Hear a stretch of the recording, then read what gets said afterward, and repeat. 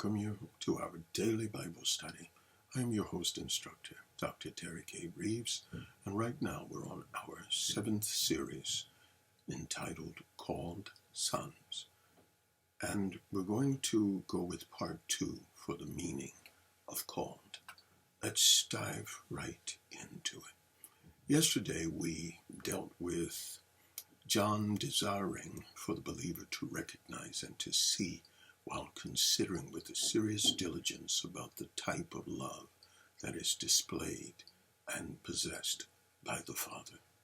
And so he brings us to a consideration where if we are to understand sonship or what's coming next, we have to first understand it within the context of the hermeneutical value of the specific behavior of God. And so in other words, why does God exemplify this love? What is the purpose of it? What is its major objective?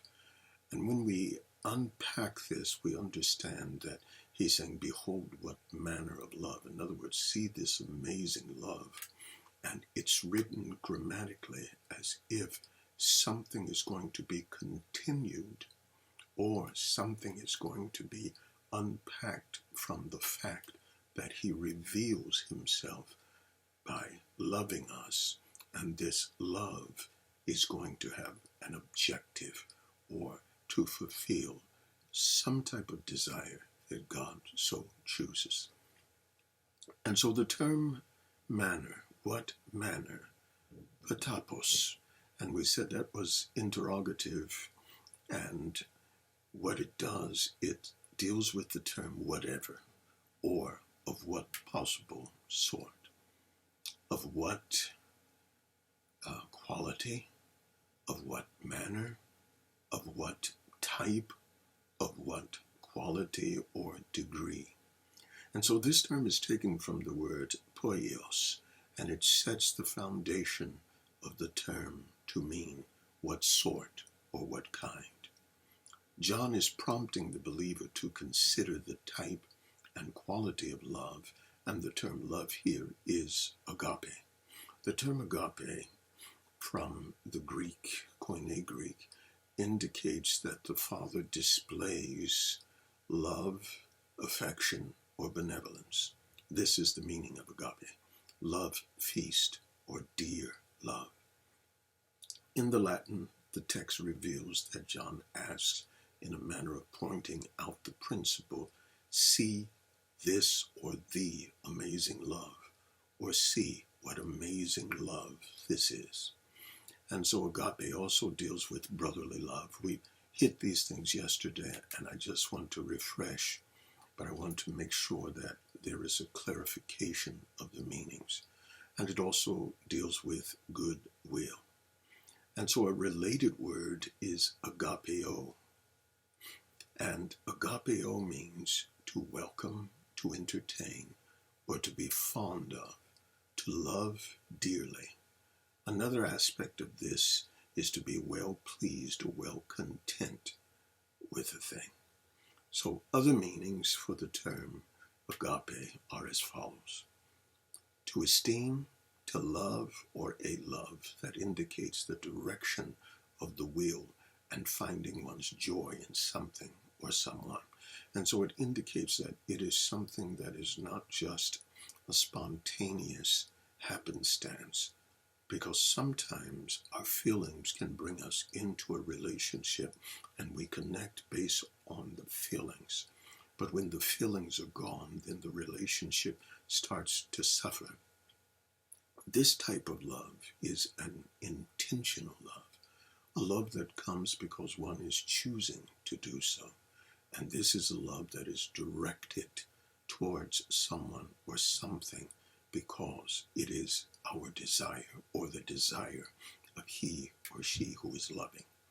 And so it deals with to love, to regard with strong affection, to love and serve in respect or veneration, meaning to love and serve with fidelity.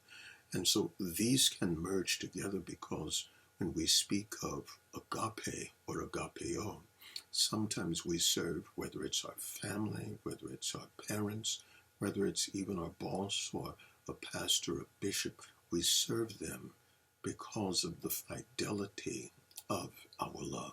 We are so connected and we so appreciate all that they are and all that God has given us through them that we connect, and we connect to the purpose of being faithful and watching over and completing what is done. And the flip side of that is also that pastors must, if they're going to be true shepherds, they have to come to a point where they so connect with the congregation, the sheep that God has given to them. And remember, he gives them to us, not to keep or to lord over, but he gives them to us as a charge that we might serve them because they belong ultimately to God. And so agapeo also suggests, and as agape suggests, that God does what he knows is best for man and not necessarily what man desires. The wisdom of God causes God to do things from the beginning that will help and that will ease the ending of man, to assure that man is saved, sanctified, and ultimately will spend eternity with God. And so the love feasts that we talked about were associated with the Lord's Supper.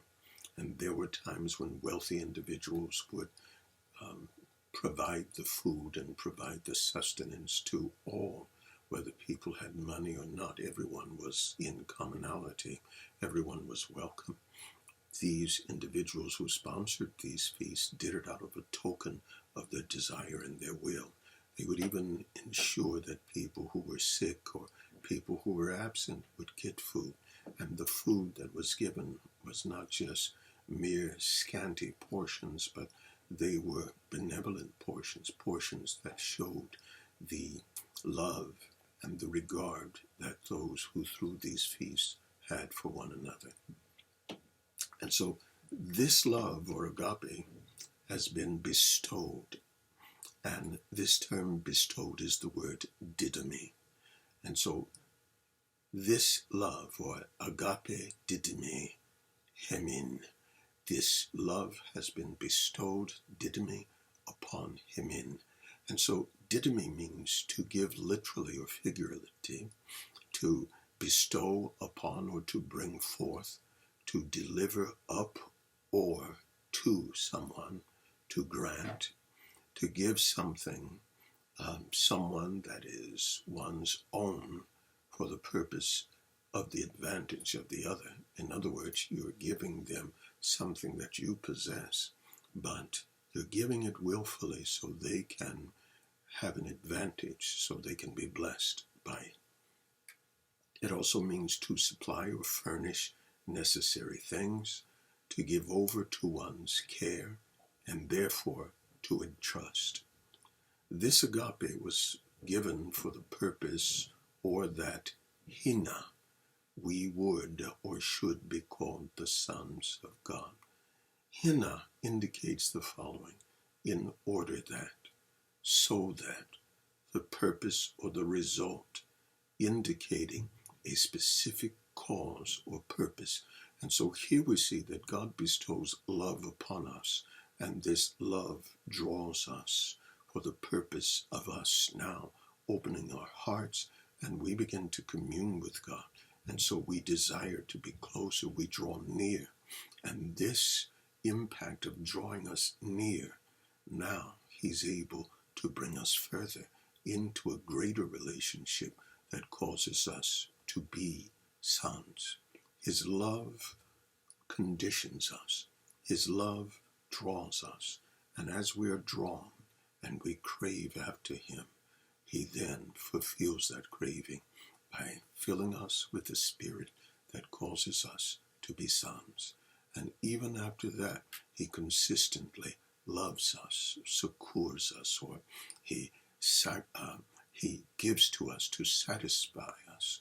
And that love then enables us to attach greater and greater greater in relationship. And so the goal of placing love upon us was to call us sons. And this term for son is the word teknon. Teknon then, or the word call, means to call, to bid, call forth, to invite, to give a name to give someone a name, and to call someone by their name. And so the term kaleo, that we might be kaleo, invited to be sons, that we might be bid to come forth as sons, that we might come to receive a name, and this name would then draw us into a state where we could identify with the Father. And so again, kaleo indicates that one is called for the purpose of coming or going somewhere, and may also mean to call for one to come or to call forth with authority. It explicably means the tone is appointed to a station or chosen. And so the individual is now called and bid and appointed. The tone is one of extending to. The tone is one of giving to and placing one into a position of sonship. And so I thank you for joining us. We're out of time. This has been our daily Bible study, and I am your host, Bible teacher, Dr. Derek A. Reeves. And until next time, may God bless and keep you. Remember, Jesus is Lord.